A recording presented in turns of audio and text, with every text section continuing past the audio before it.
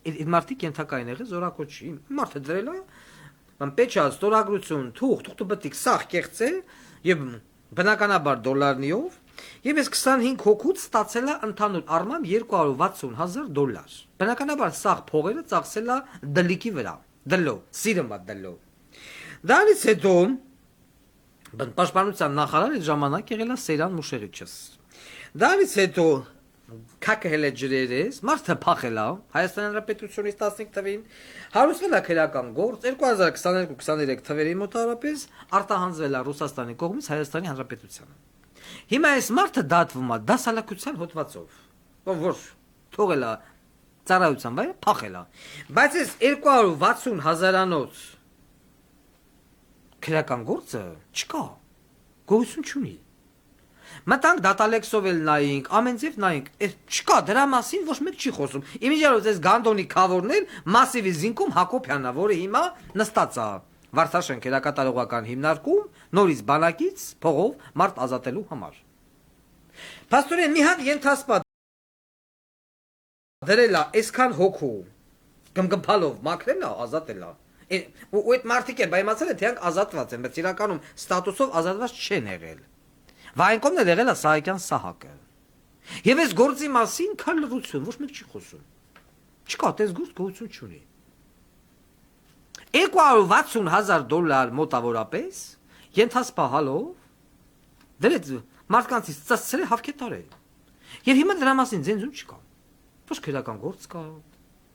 Ոչ հարցը այս 25 հոգին ինչ եղան, գնացին, չգնացին։ Բանից պարզվում է, որ այս 25 հոգուց մի հոգին է գնացել ծառայ, մնացածը էլի նույն ձև ազատվել է։ Սա էլ Նիկոլ Փաշինյանի դատելու խոստումներից մեկը մեր ժողովրդին։ Եվ այսպես կոչված իր ամենասիրած ընդդիմությանը, բոզի տղա։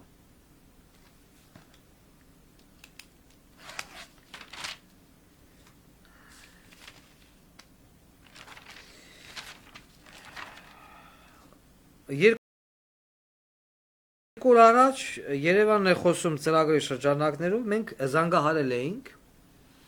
Արթիքի համայնքապետի աշխատակազմի ղեկավար Արաս Սոքյասյանին, ում երկու տղեկը ազատված էին պարտադիր զինվորական ծառայությունից։ Աստված տվել է երկու տղա, երկուսին էլ տվել է հիվանդություն։ Սմա մեկը ուշնա էբանա, ուշնասը մնգնմա, բայց ավտոյակշը։ Են մեկը Թորգոմ Սոքյասյանն էլ գազի վարչության տնօրենն է, երկուսն էլ ազատված են բանակից։ Նույն ձև բանակից ազատված են ինչ էր այդ մի րոպե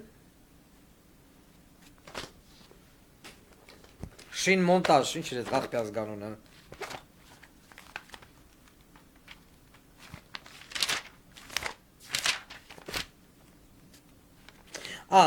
Վարամ Գուրողլյանի երկու տղեկը, Վազգեն Գուրողլյան, Էդուարդ Գուրողլյան, Հախվերդյան շին մոնտաժ, որը ազատման փուլում է, Բաղդասարյան Սերյան Տիգրանի Մակոֆեի սեփականատիրոջ շոշմ թորները եւ այլն, այսինքն ընկեր Նիկոլ Քո ելույթը կառավարության նիստի ժամանակ, որ դու ասեցիր պիտի հավքեն, դատեն, տանեն բանակ եւ այլն, չտվեց ոչ մի արդյունք, բացարձակապես։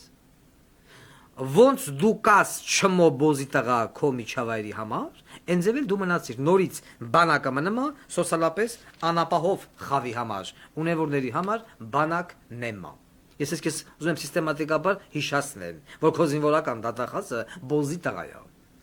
Երևան Ջեկի վերաբերյալ մենք ունենք բողոք։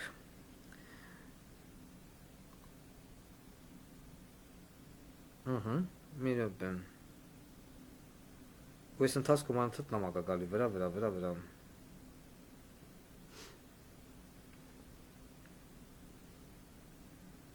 Ուրա Երևան Ջեկի մի կողս տեղեր։ Մի վարքյան։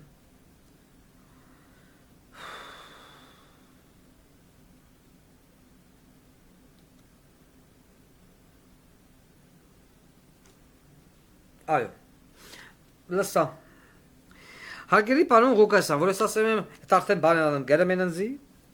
Տեղեկացնում ենք ձեզ, որ արդեն 5 ամիս է Երևան Ջեքփակ բաժնետիրական ընկերությունը ղեկավարում է տարածքային կառավարման եւ ենթակառուցվածքների նախարար Գնել Սանոսյանի քույրը, Բարձրավոլտ էլեկտրոցանցեր ՓԲ-ի նախկին տնօրեն Արթուր Բաղդասարյանի քրոջ, հանրապետական Ալիսա Բաղդասարյանի հետ։ Հիմնականում ահավոր իրավիճակ է։ Չնայած տնօրենի ԺՊ նշանակվել է Ալիսա Բաղդասարյանը, բայց փաստացի ղեկավարում է Գնել Սանոսյանի քույրը Անի Սերոփյանը։ Նրանք խնդիրներ ունեն բոլորի հետ, եւ վարչական, եւ տեխնիկական կազմի հետ։ Գնել Սանոսյանը լավ տեղյակ լինելով իրավիճակին, ոչ միայն համաձայն է այս պատկերի հետ, այլև աջակցում է իր քրոջը։ Աշխատակիցների գլխին անիմաստ փաստեր են հավաքում եւ նկատողություններ տալիս։ Գնումներով փողեր են լվացվում, որոնք նաեւ ուղարկվում են Գնել Սանոսյանի թոշակառու մոր կողմից թանկարժեք առանձնատան կառուցմանը։ Այսեն առանձնատան թեման է։ Մարդկանց աշխատանքային առօրյան վերածվել է դժոխքի եւ հանգեցնում է նրան, որ իրենց ոչ համակրելի մարդիկ անկախ իրենց աշխատանքային պարտականությունները պատշաճ կատարելուց աշխատանքից ազատման դիմում գրեն։ Տնօրենը տեխնիկական մասը չհասկանալով փորձում է կառավարել տեխնիկական տնօրենին։ Երևանի միակ պետական ջերմային կայանը, որը հոսանք է ապահովում տնօրենի ոչ ճիշտ եւ խտրական վերաբերմունքի պատճառով, կանգնած է փլուզման եզրին։ Լսում ես Բոզի տղա Նիկոլ Փաշինյան։ Պարոն Ղուկասյան ջան, այս կինը եթե մի քիչ էլ ավել մնա, այս պաշտոնին կկորցնենք հիմնարկի կարևոր տեխնիկական կադրերի, որոնց գիտելիքների եւ աշխատանքում կայացման համար երկար տարիներ են անհրաժեշտ։ Խնդրում ենք բարձրաձայնել այս կարևոր հարցը եւ ձեր կողմից իշխանության գալու պարագայում պատժել Գնել Սանոսյանի կլանին։ Ես հրապարակայնորեն երթվում եմ, որ իշխանության գալու դեպքում պատժելու եմ ոչ թե Գնել Սանոսյանի կլանին, այլ պատժելու եմ Ռոբասերժա Նիկոլական ամբողջ կլանին։ Ես եւ ոչ թե միայն երթվում եմ, ես նաեւ քֆուր եմ ուտեմ, ասում եմ չանողը պոռնիկի վաստակա։ Դա իմ կյանքի նպատակն է։ Ես դրա համար եմ ապրել, որ այս աղբը, որը եկել լցվել է Հայաստանի Հանրապետության գլխին, սիրելի Երևան Ջեկի աշխատակիցներ, վարկյանը շուտ լցվեն քերակատարողական հիմնարկներ։ Հավիտյանս հավիտենից։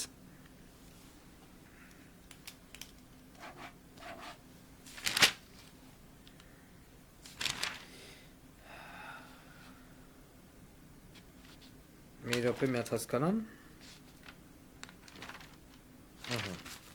Ուրեմն օրեր առաջ Անդրանիկ Մարգարյանի ծննդյան օրն էր, հոբելյանն էր։ Երջանկահիշատակ, այտենց արտահայտվենք։ Ես հուսով եմ ինձ լսում են